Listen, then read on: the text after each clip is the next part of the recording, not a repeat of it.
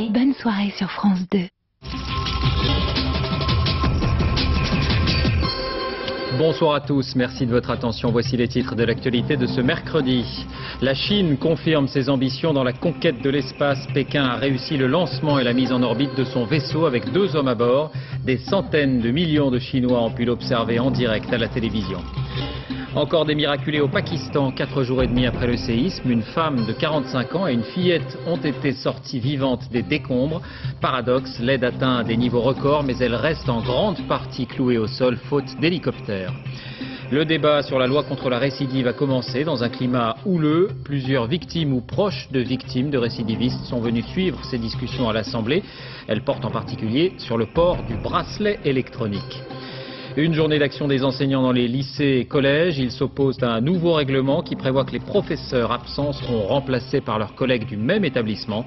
Les manifestations n'ont pas fait le plein. Il y avait 300 personnes à Paris. La grippe aviaire, soulagement en Roumanie. Les tests sur les volailles sont négatifs. Le virus n'est pas le même qu'en Asie. On connaîtra d'ici vendredi les résultats en Turquie.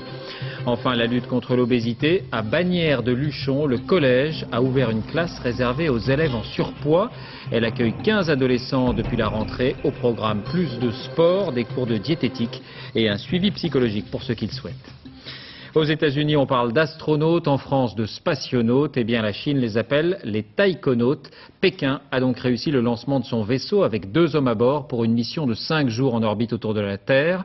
Voilà qui confirme que la Chine n'est pas seulement le pays de la main-d'œuvre bon marché, mais qu'elle a de grandes ambitions aussi dans les technologies de pointe. Correspondance à Pékin, Philippe Rochaud, Sylvain Guillaume. 10, 9, 8, 7. L'angoisse des étudiants de l'université de l'espace avant le départ de Shenzhou 6. Le technicien chinois qui fait le compte à rebours crie sa joie. La fusée Longue Marche emporte cette fois vers l'espace 2 taïkonautes de 40 ans, 2 pilotes de chasse de l'armée populaire. Leurs noms ont été tenus secrets jusqu'à ce départ sous la neige de la base de Tuquan en Mongolie intérieure. Car en Chine, l'espace c'est l'affaire de l'armée. Yang Liwei, le premier chinois qui tourna dans l'espace en 2003, est présent, ainsi que le numéro 1 chinois, Hu Jintao, à peine sorti du comité central du Parti communiste. En 20 minutes, le vaisseau spatial est placé sur orbite, la première manche est gagnée.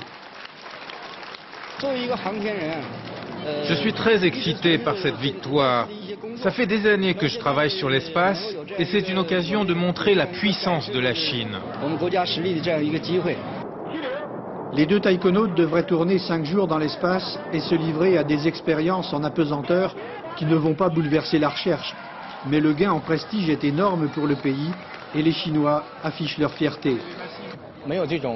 C'est un point positif pour le développement de l'humanité. On passe à 2 personnes dans l'espace, c'est un grand progrès. Les Chinois ne cachent plus leur ambition d'aller sur la Lune, mais la prochaine étape sera plus modeste, permettre à un homme de sortir dans l'espace, et cela à la veille des Jeux Olympiques de 2008. Et d'après les spécialistes, le programme chinois dans l'espace est effectivement celui qui progresse le plus vite.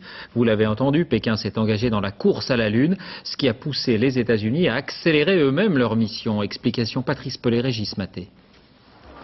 Aujourd'hui, la Chine ne cache plus ses ambitions. Depuis 20 ans, elle travaille discrètement sur son programme spatial. Octobre 2003, le premier taïkonaute escalade le ciel.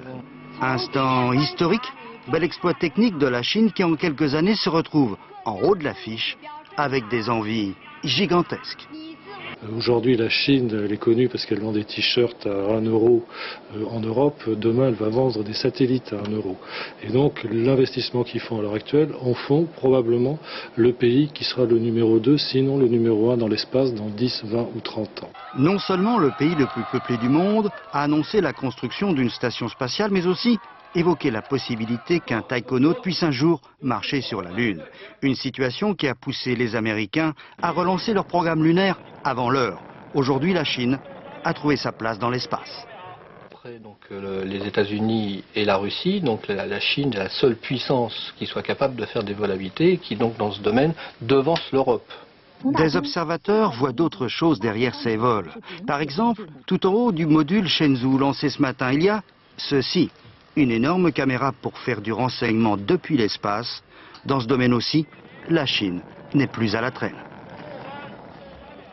Les suites du tremblement de terre en Asie du Sud, image de l'espoir d'abord. Je vous le disais, 4 jours et demi après le séisme, on retire encore des survivants des gravats dans les montagnes du Cachemire.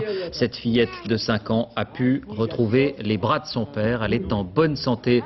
Pas très loin de là, c'est une femme de 45 ans qui a été sortie des débris de sa maison.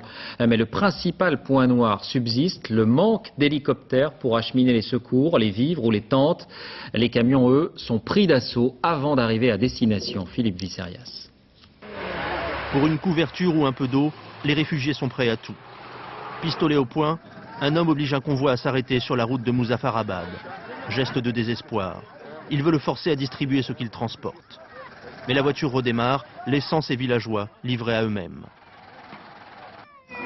Ces quelques camions vont directement vers les grandes villes. Ils ne s'arrêtent jamais pour nous aider. Nous n'avons plus rien. Dans la partie pakistanaise du Cachemire, les jours passent et l'espoir de retrouver des survivants dans les décombres diminue.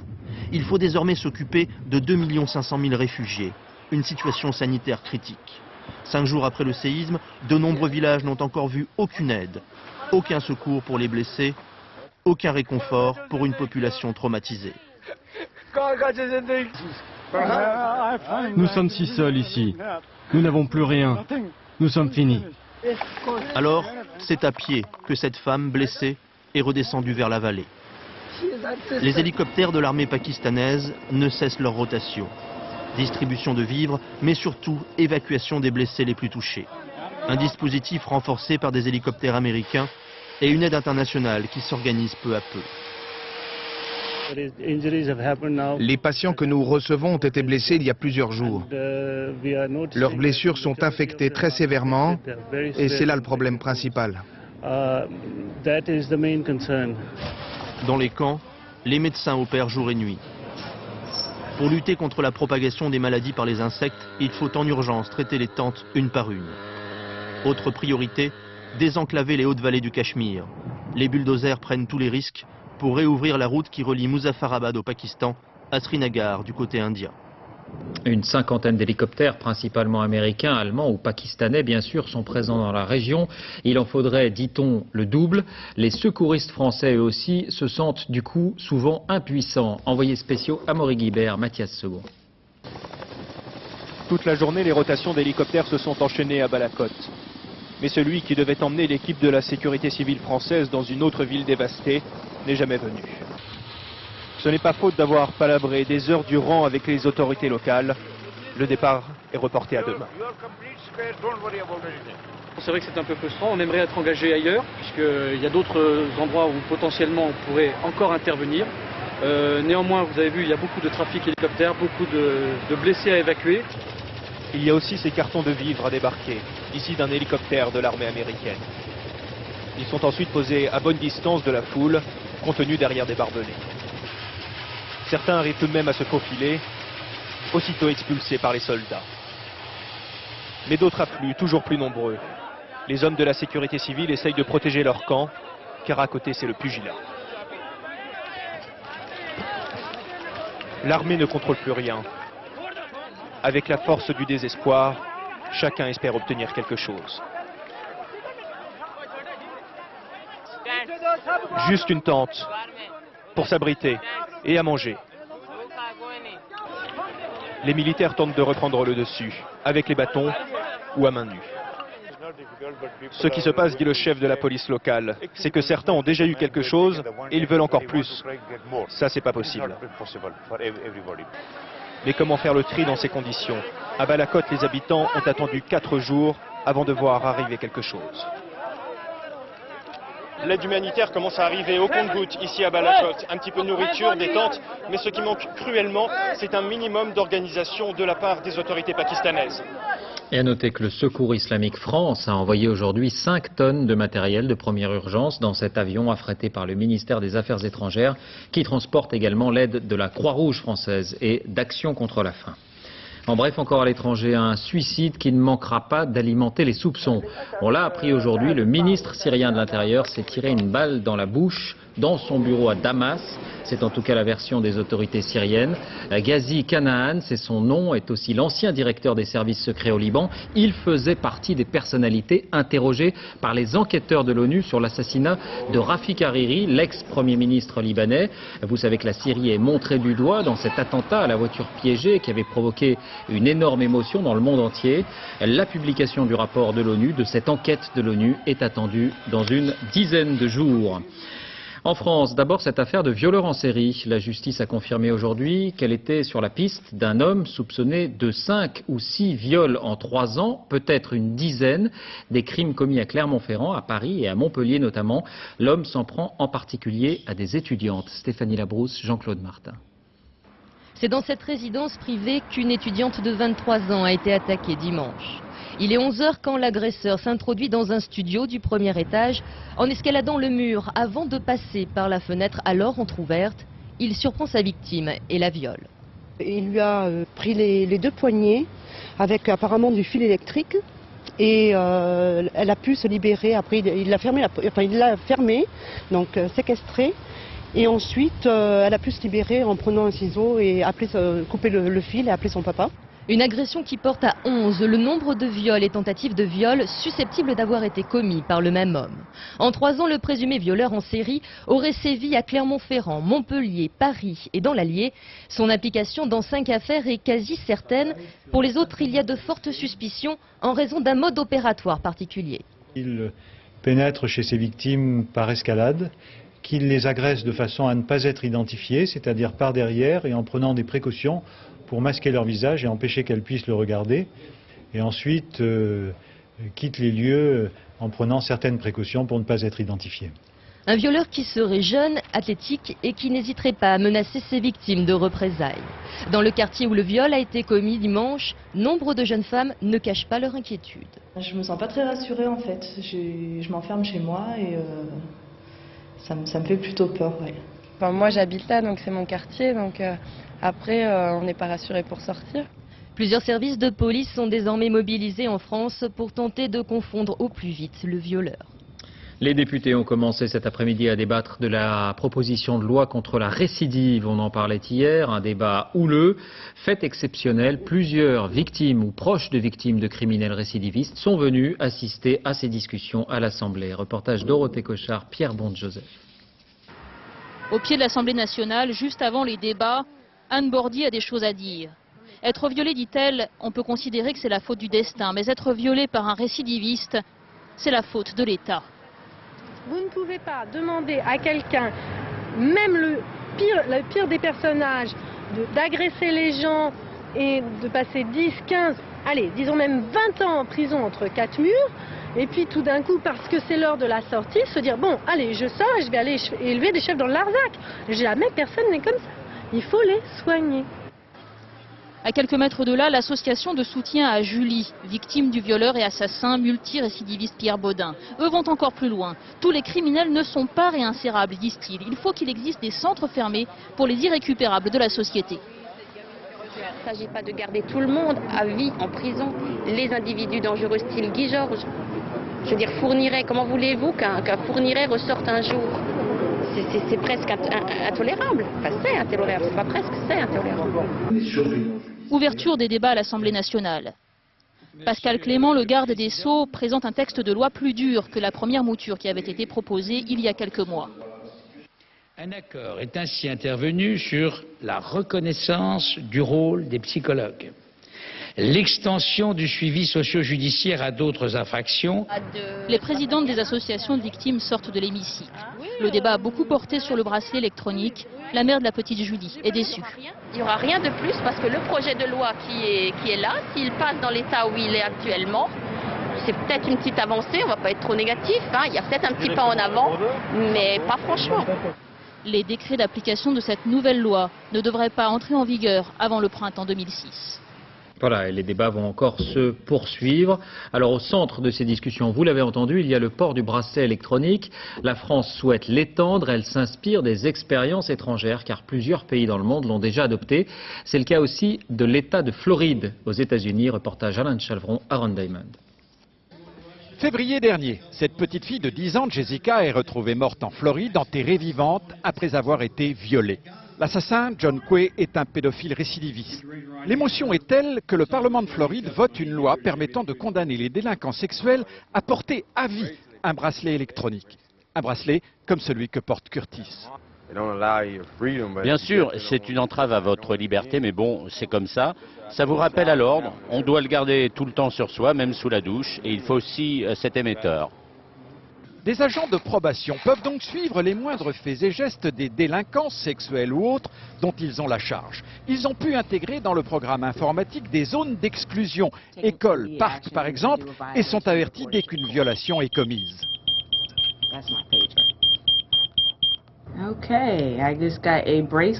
Voilà un message sur mon bip. Il y a un problème de bracelet avec un de mes clients. Or, soit il l'a arraché, soit il s'est éloigné de l'émetteur. Premier réflexe, immédiatement localiser la personne.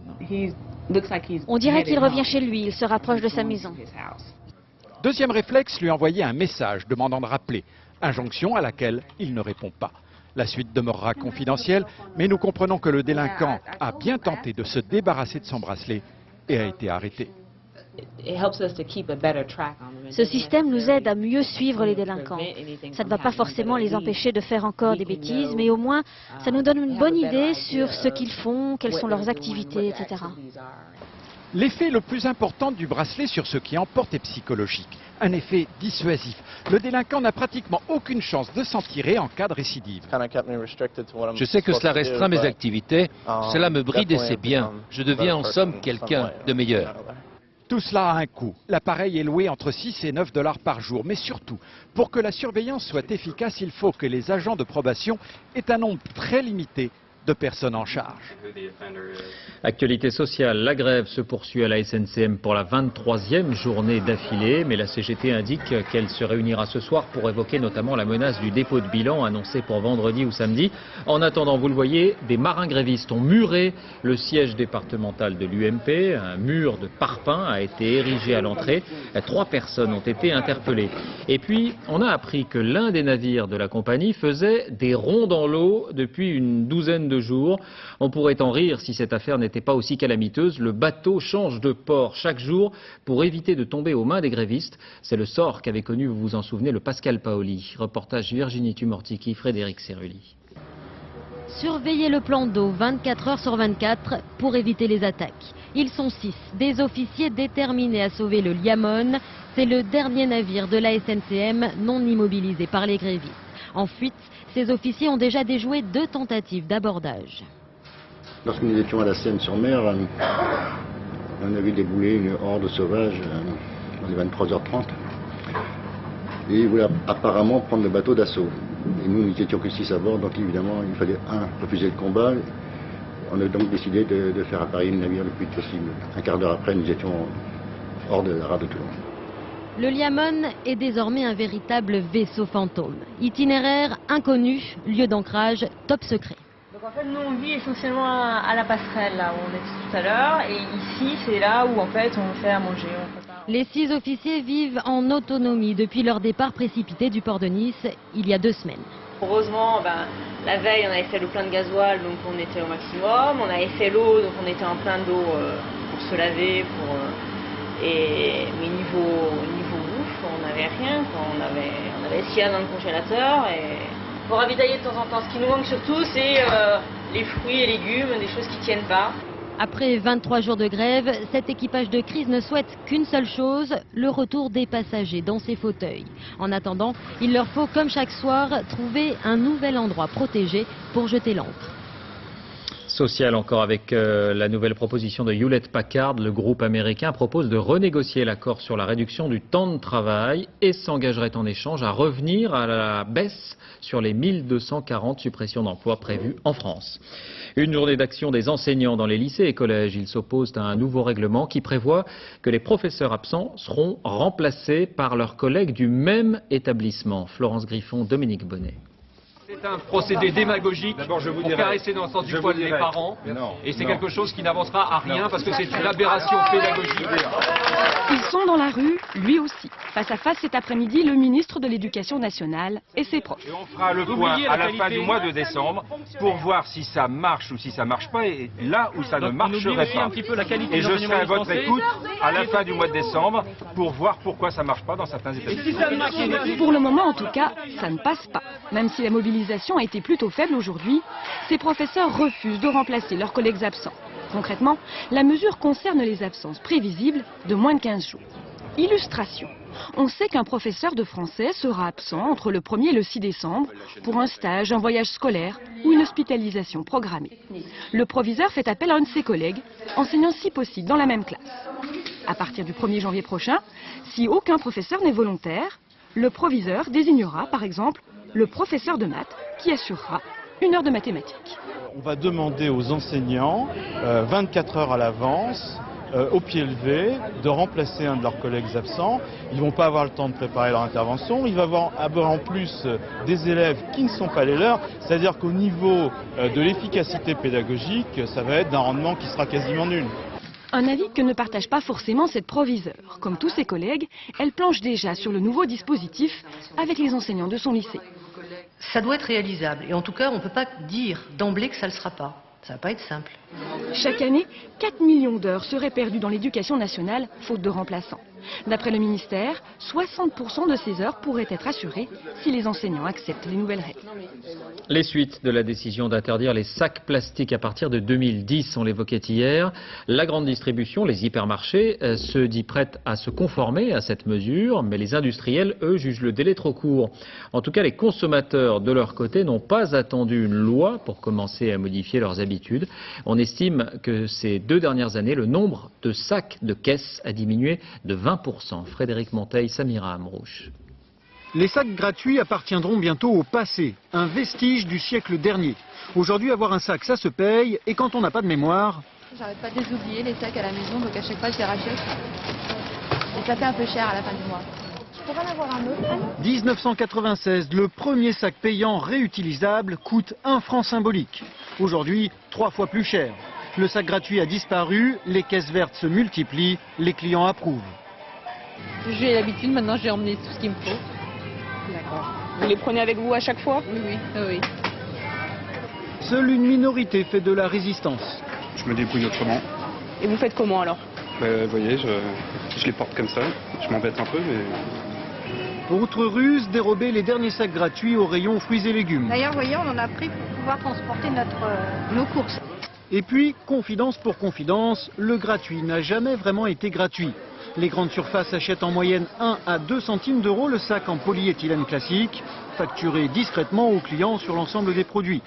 Le biodégradable, imposé par les politiques à partir de 2010, coûte en moyenne 4 à 5 fois plus cher. Le biodégradable, c'est un matériau qui va être absorbé et bioassimilé par le sol. Il va être digéré par les micro-organismes et il va disparaître naturellement comme une pomme qu'on laisserait par terre. Mais les grandes surfaces se montrent encore réticentes. Le biodégradable serait trop fragile et inciterait au gaspillage. Pourtant, les mentalités ont évolué. 83% des Français se disent favorables à la suppression des sacs plastiques dans les supermarchés. La grippe aviaire, soulagement en Roumanie, les tests sont négatifs. Le virus qui a touché 3 canards, ces 3 fameux canards, n'est pas le même qu'en Asie. En Turquie, les résultats seront connus d'ici vendredi. En France, depuis plusieurs mois, on s'est en tout cas préparé à la crise. Il existe par exemple 4 sites de transit qui accueillent les oiseaux en provenance des pays étrangers. Des oiseaux qui, vous allez le voir, sont testés entre guillemets pendant une quarantaine de jours à l'aide de poulets cobayes. Reportage près d'Auch, Laurence Decher, Frédéric Capron. Il ne paye pas de mine et pourtant ce hangar est un véritable bunker. Un centre de quarantaine pour oiseaux où n'entrent que les employés et ce jour-là, le vétérinaire. Douche complète obligatoire à l'entrée et à la sortie, pour le véto comme pour l'équipe de tournage. Objectif, éviter toute intrusion de virus par contact, par les vêtements ou les chaussures. Transitent ici des milliers d'oiseaux en provenance du monde entier, sauf des pays directement touchés par la grippe aviaire. Ces oiseaux-là viennent du Mali. Et je n'ai pas d'oiseaux qui viennent d'Asie. L'Asie est fermée depuis plus d'1 an et demi. Impossible d'analyser les 16 000 oiseaux présents. Alors entre les volières, 2 poulets servent de témoins à la présence éventuelle du virus de la grippe aviaire. Au contact des fientes et des plumes, en 30 jours d'isolation, les poulets seraient forcément malades. Si la prise de sang est positive, automatiquement, nous prévenons immédiatement la direction du service vétérinaire et l'ensemble d'un plan d'éradication est mis en œuvre. À partir du moment où j'ai les résultats négatifs, donc du laboratoire, eh bien, j'autorise la sortie de quarantaine. À ce jour, aucune éradication n'a été nécessaire. Destinés aux particuliers, les calaotocs, les becs de corail et autres barbicans barbus seront vendus aux particuliers à travers l'Europe. En France, 4 centres de quarantaine permettent ainsi d'éviter l'entrée de la grippe aviaire et d'autres maladies. Une audience à la Cour d'appel de Paris sur un trafic d'œuvres d'art. Une centaine de bronzes et de tableaux avaient été dérobés à Paris et l'audience vise à obtenir l'extradition vers la France du chef du réseau. Il faut savoir que selon Interpol, le vol d'art se place désormais en 4e position des entreprises criminelles dans le monde, après la drogue, le blanchiment d'argent et le trafic d'armes. Châteaux pillés, musées cambriolés, galeries dévalisées, c'est devenu un champ d'action à part entière pour les malfaiteurs. Et la France, avec la Russie et l'Italie, est la première touchée. C'est l'enquête de cette édition. Elle est signée Abdelmostefa, Mathieu Biardel. Calais, église Notre-Dame. À l'intérieur, les rares pièces qui ont échappé au bombardement de la Seconde Guerre mondiale. Vous avez d'abord les fameuses grilles qui ont été faites au 19e, suivent les gargouilles et certains éléments, les chapiteaux donc du Moyen-Âge. Et derrière vous, vous pouvez admirer donc ce fameux tableau de Segers qui a été fait en 1629. Alléchant tout ça, surtout quand c'est classé trésor national comme ces statues sculptées au XVIIIe siècle. Volées, on n'aurait jamais dû les revoir à Calais sans la vigilance d'un passionné d'art. Surpris de les retrouver dans un numéro de la Gazette Drouot. J'ai eu deux réactions. J'ai eu une réaction évidemment de dépit. Je me suis dit, finalement, quelqu'un les a volés. Et la deuxième a été, bien entendu, finalement, ces pièces existent encore. On va pouvoir les récupérer. Dépôt de plainte, enquête. La machine judiciaire se met en marche, mais entre-temps, les deux pièces ont le temps de voir du pays. Adjugé pour 9 300 € à Lyons-la-Forêt. Les sculptures atterrissent ensuite à Paris, avant d'être revendues une nouvelle fois. De là, les angelots s'envolent outre-Atlantique. À Atlanta, un antiquaire américain les propose pour 40 000 €. Non, du tout, du tout. Il faudra 4 années de procédure pour permettre aux douaniers français de rendre ces pièces à la ville de Calais. Beaucoup mieux protégées que les églises, les grands musées. Par souci de sécurité, on ne vous montrera pas les alarmes et autres systèmes de verrouillage des œuvres exposées. Sachez simplement que seuls 26 musées français ont été visités l'an passé. Les rares coups d'éclat sont le fait de délinquants très organisés. Un petit tableau dérobable, en général, c'est une commande. C'est une commande, c'est ce que je vous disais tout à l'heure. Ça peut être un collectionneur fou. Et ça paraît très très improbable. Ou sinon, il va être caché et ils vont commencer la négociation que ferait n'importe quel ravisseur. Ravisseur de tableaux de maître ou cambrioleur plus classique. À l'Office central de lutte contre le trafic de biens culturels, on surveille ce marché de l'art parallèle. Dans les ordinateurs, une base de données unique au monde avec 60 000 références d'œuvres recherchées. Corot, volé au Louvre. Rodin, volé chez un particulier. Ou encore cette huile, dérobée dans un château picard et retrouvée récemment lors d'une perquisition en Belgique. 30 ans que cette police spécialisée existe, 30 ans qu'elle lutte dans une Europe pas toujours sensible au patrimoine français.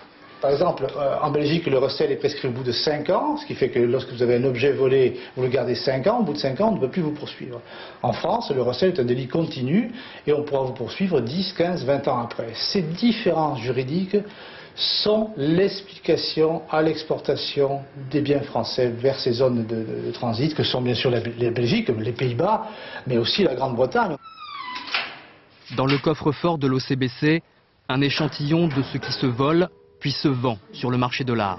Un magnifique Christ du XVIIIe siècle a été dérobé dans une église de la Somme avec tout cet ensemble d'objets.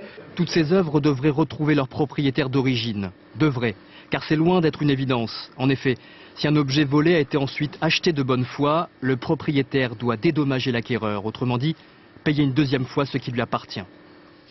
Éducation, les devoirs ont la cote auprès des parents. C'est ce qu'indique un sondage CSA pour la Croix. Les 2/3 des personnes interrogées estiment que ces devoirs sont donnés en quantité raisonnable aux élèves. Et pour 8 parents sur 10, c'est plutôt un plaisir d'aider leurs enfants. Et aujourd'hui, eh bien cela s'apprend. Certains établissements proposent même une formation aux parents d'élèves, formation aux devoirs. Exemple dans ce collège à Paris, Laurent Di, Éric Delagneau. Un goûter en rentrant et après. Une petite partie pour se détendre. Ici, c'est la règle. Arthur et sa sœur ont droit à 1 heure de pause entre la sortie du collège et les devoirs. Il paraît qu'ainsi, cela rentre mieux.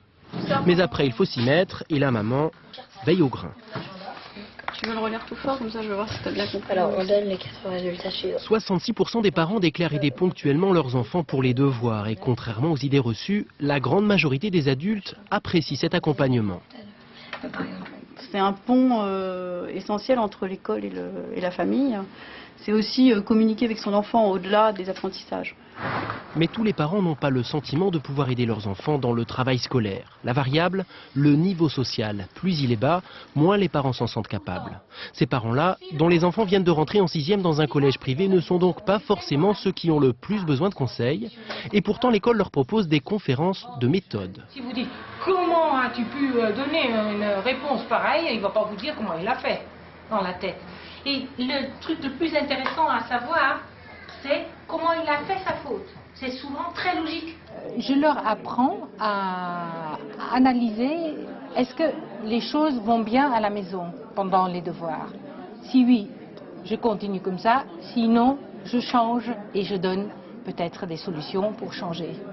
Mais quand les parents ne peuvent pas aider ou ne suffisent pas, c'est souvent le soutien scolaire qui prend le relais. 80% des personnes interrogées sont prêtes à faire suivre des cours particuliers payants à leurs enfants, en cas de difficultés scolaires notamment, et cela quel que soit le niveau de vie de la famille. L'école toujours et la santé avec cette initiative près de Toulouse pour lutter contre l'obésité. Un collège public a décidé d'ouvrir cette année une classe spéciale pour les élèves en surpoids.